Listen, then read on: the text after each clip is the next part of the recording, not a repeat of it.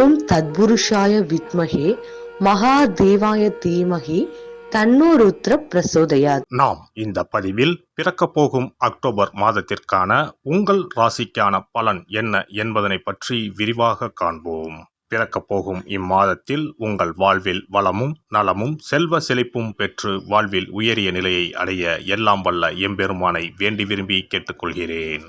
இம்மாத கிரகநிலை என எடுத்துக்கொண்டால் ரிஷபராசியில் குரு பகவானும் மிதுன ராசியில் செவ்வாய் பகவானும் உள்ளனர். இம்மாத ஆரம்பத்தில் சந்திர பகவான் சிம்ம ராசியில் தனது பயணத்தை துவக்குகிறார். கன்னி ராசியில் சூரிய பகவான், புதன் பகவான், கேது பகவான் உள்ளனர். துலாம் ராசியில் சுக்கிர பகவானும், கும்ப ராசியில் சனி பகவானும், மீன ராசியில் ராகு பகவானும் சஞ்சாரம் செய்கின்றனர். இம்மாத கிரக பயிற்சி என எடுத்துக்கொண்டால் புதன் பகவான் அக்டோபர் மாதம் 10ஆம் தேதி துலாம் ராசிக்கு பயிற்சியாகின்றார். சுக்கிர பகவான் அக்டோபர் மாதம் 12ஆம் தேதி அன்று விருச்சக ராசிக்கு பயிற்சியாகின்றார். அக்டோபர் மாதம் 17ஆம் தேதி இரவு 7:40 சூரிய பகவான் கன்னி ராசியில் இருந்து துலாம் ராசிக்கு பயிற்சியாகின்றார். செவ்வாய் பகவான் அக்டோபர் மாதம் 20ஆம் தேதி அன்று மிதுன ராசியில் இருந்து கடக ராசிக்கு பயிற்சியாகின்றார். நீச்சஸ்தானத்திற்கு செல்லும் செவ்வாய் பகவானால் மிகப்பெரிய மாற்றம் உண்டாகும்.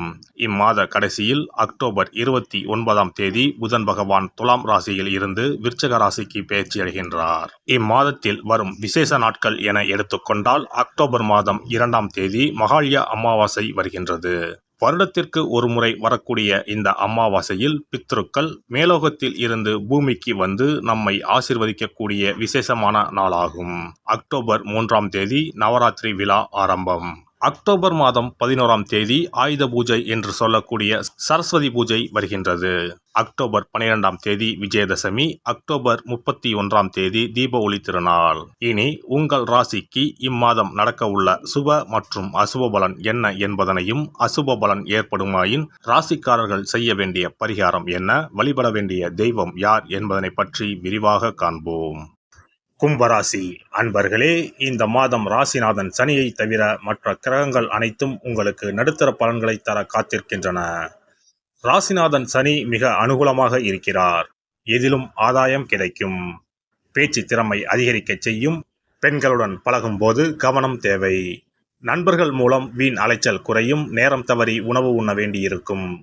வாழ்க்கை துணையின் உடல் ஆரோக்கியத்தில் கவனம் தேவை. உடலில் சூடு ஏற்படுத்தும் ஆகாரங்களை தவிர்ப்பது நன்மையை தரும். தொழில் வியாபாரத்தில் ஈடுபட்டு இருப்பவர்கள் பார்ட்னர்களை அனுசரித்து செல்வது நல்லது. உத்தியோகத்தில் இருப்பவர்களுக்கு வீண் அலைச்சல், வேலைப்பளு இருக்கும். பணி நிமித்தமாக நேரத்திற்கு அதிகமாக உழைக்க வேண்டியிருக்கும். குடும்பத்தில் அமைதி இருக்கும். கணவன் மனைவிக்கு இடையே நெருக்கம் அதிகரிக்கும். பிள்ளைகள் மூலம் மனமகிழும் காரியங்கள் நடக்கும். உறவினர்களின் வருகை இருக்கும். வீடு மனை வாகனம் விஷயங்களில் எதிர்பார்த்த வெற்றி கிடைக்கும். பெண்களுக்கு பேச்சு திறமையால் காரியங்களை சாதகமாக செய்து முடிப்பீர்கள். அலைச்சல் குறையும். கலைத்துறையினருக்கு என்றோ செய்த ஒரு வேலைக்கு இப்போது பாராட்டு கிடைக்கலாம். மனம் விட்டு பேசி எடுக்கும் முடிவுகள் குடும்ப முன்னேற்றமடைய உதவும். அடுத்தவர் ஆச்சரியப்படும் வகையில் சாமர்த்தியமாக காரியங்களை செய்து வெற்றி பெறுவீர்கள். அரசியல் துறையினருக்கு தடைப்பட்டு வந்த காரியங்களில் தடைகள் நீங்கும். ராசி அதிபதி சனியின் சஞ்சாரத்தின் மூலம் சாமர்த்தியமான பேச்சால் ஆதாயம் உண்டாகும். பணவரத்து அதிகரிக்கும். உங்கள் செயல்களுக்கு தடைகளை ஏற்படுத்தியவர்கள் தாமாகவே விலகிச் செல்வார்கள். மாணவர்களுக்கு தேவையற்ற எண்ணங்களை விட்டுவிட்டு மனதை ஒருமுகப்படுத்தி பாடங்களை படிப்பது வெற்றிக்கு உதவும். நட்சத்திர பலன்கள். அவிட்டம் 3, 4ஆம் பாதங்கள். மேல் அதிகாரிகளின் ஆதரவை உத்தியோகஸ்தர்கள் பெறுவார்கள். தொழில் வியாபாரத்தில் இருந்த போட்டிகள் குறையும். வியாபாரம் தொடர்பான பயணங்களால் அலைச்சல் உண்டாகலாம். எதிர்பார்த்த பலன் தாமதப்படும். குடும்பத்தில் சுபகாரியம் நடக்கும். சிலருக்கு குழந்தை பாக்கியம் ஏற்படும். சதயம் நட்சத்திரம். கணவன் மனைவிக்கு இடையே மகிழ்ச்சிகள் கூடும்.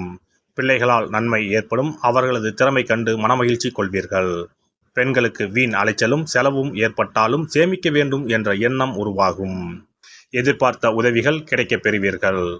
புரட்டாதி 1, 2, 3 பாதங்கள். போட்டிகள் நீங்கும். எதிர்பார்த்த வெற்றி கிடைக்கும். மனதில் தன்னம்பிக்கை உண்டாகும். எல்லா கஷ்டங்களும் நீங்கும். எதிர்பார்த்த காரியம் சாதகமாக முடியும். வீண் அலைச்சல் உண்டாகும். எதிர்பாராத செலவுகள் ஏற்படும். புதிய காரியங்களில் ஈடுபடும் போது யோசித்து செய்வது நல்லது. மன அமைதி பாதிக்கும்படியான சூழ்நிலை ஏற்பட்டு நீங்கும். சனிக்கிழமை தோறும் சனி ஹோரையில் அருகில் இருக்கும் சிவன் கோவிலுக்கு சென்று வாருங்கள். நல்லதே நடக்கும். சிறப்பு பரிகாரம்: சொந்த வீடு அமைவதற்கு ஆன்மீக பரிகாரம். சொந்த வீடு கனவு நிறைவேற வேண்டும் என்பதற்காக எத்தனையோ கோவிலுக்கு சென்று எத்தனையோ பூஜை வழிபாடு என செய்தும் ஒன்றும் நடக்கவில்லை என்பவர்கள் வீட்டிலேயே இந்த எளிய பரிகாரத்தை செய்து வந்தால் நல்ல பலன் கிடைக்கும்.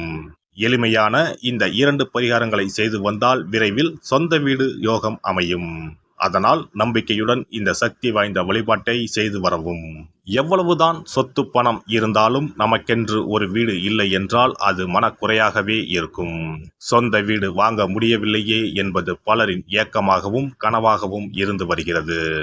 சொந்த வீடு வாங்க வேண்டும், வாங்கிய இடத்தில் விரைவில் வீடு கட்ட வேண்டும், ஏற்கனவே துவங்கியிருந்த வீட்டின் பணிகளை பணப்பற்றாக்குறையால் கட்டி முடிக்க முடியவில்லையே என்ற கவலையில் இருப்பவர்கள் ஏராளம். இப்படிப்பட்டவர்கள் வீட்டிலேயே எளிமையான 2 பரிகாரங்களை தொடர்ந்து செய்து வந்தாலே போதும்.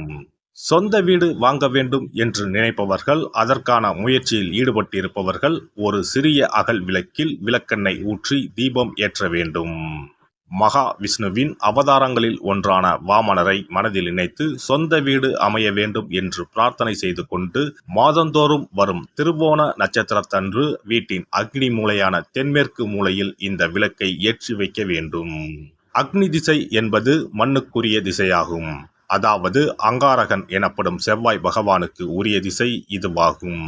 3 அடி மண் கேட்டு 3 உலகையும் அளந்தவர் வாமனன். அதனால் அவரை நினைத்து பால் பாயசம் நிவேதனமாக படைத்து வழிபட்டு வந்தால் விரைவில் சொந்த வீடு யோகம் அமையும். மற்றொரு பரிகாரமாக வீட்டில் பயன்படுத்தும் காமாட்சி விளக்கு அல்லது கஜலட்சுமி விளக்கு அல்லது வழக்கமாக பயன்படுத்தும் ஏதாவது ஒரு விளக்கை எடுத்துக்கொள்ளுங்கள். விளக்கை சுத்தம் செய்து மஞ்சள் குங்குமம் வைத்து வாசனை மிகுந்த வெள்ளை நிற பூக்கள் சாற்றுங்கள்.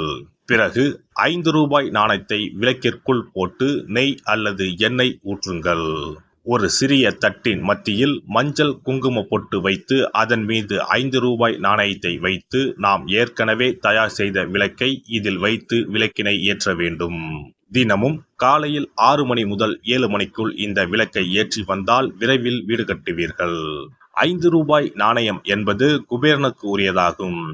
இதை விளக்கில் போட்டு ஏற்றுவதால் வீடு கட்டுவதற்கான அல்லது வீடு வாங்குவதற்கான பணம் ஏதாவது ஒரு வழியில் உங்களுக்கு கிடைக்கும்.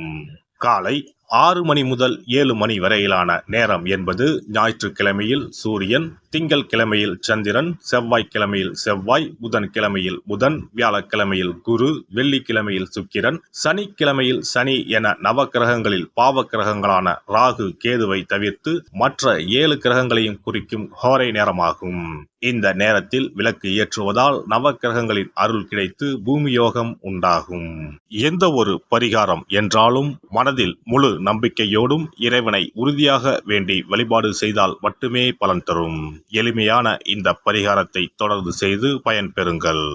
எல்லாம் வல்ல இறையருளால் நீங்களும் உங்கள் அன்பு குடும்பமும் உடல் நலம், நீலாயுள், நிறை செல்வம், உயர் புகழ், மெய்ஞானம் ஓங்கி வாழ்க வளமுடன். இந்த வீடியோ பதிவு உங்களுக்கு பிடித்திருந்தால் லைக் பண்ணுங்க, கமெண்ட் பண்ணுங்க, ஷேர் பண்ணுங்க, மறக்காம சப்ஸ்கிரைப் பண்ணுங்க, பக்கத்துல இருக்கிற பெல் பட்டனை கிளிக் பண்ணுங்க. நன்றி, வணக்கம். ஓம் நமச்சிவாய, சிவாய நம.